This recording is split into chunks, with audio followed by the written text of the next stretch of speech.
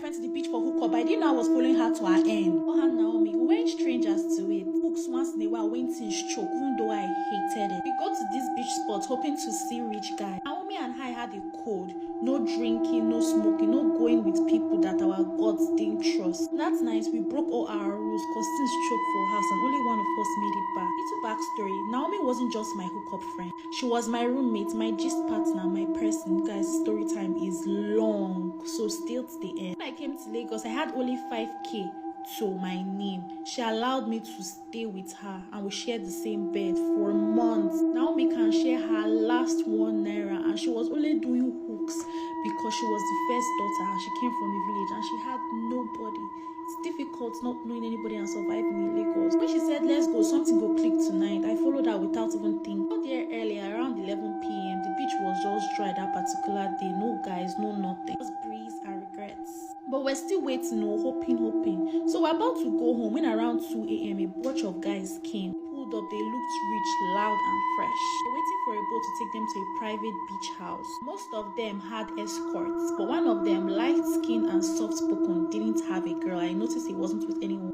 We walked up and I smiled, hoping I could be his +1. And he agreed. Then I begged if Naomi could join us and he agreed. That's how we joined a boat full of strangers at night across dark water. When we got there, the first red flag was when they set phones off. They collected everyone's devices. Private parties, no cameras, no stories. One of them joked. I laughed too, but my stomach turned. Another thing I'd never seen in my life. As soon as we entered the parlor, there were already some people having intense coitus. Never seen anything like this in my life. The house was beautiful, big compound, pool with floating lights, but something fell off. They brought out drinks, pills, weed, and I pretended to sip the drink. I don't mess with anything like that. But Naomi, she was already on her second cup. I was not trying to caution her.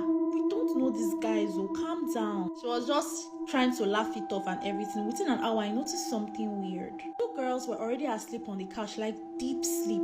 Naomi too started leaning on the chair, blinking so like her body was shutting down. Then new people arrived, but they weren't partiers. They were big silent men in black, like bouncers. My chest tightened. I knew something wasn't right. I told one of the guys I needed to use the toilet. That's when everything changed. Inside the bathroom, I looked out the tiny window and I saw one of the new men carrying Naomi like a sack of rice, taking her through a back door. He wasn't alone. Another girl, unconscious, was being dragged behind him. I froze. 30 minutes later, I saw him come out again, alone, wearing gloves. There was blood on the gloves. Jesus, Naomi. I knew I had to add facts, so I did the only thing that came to my head.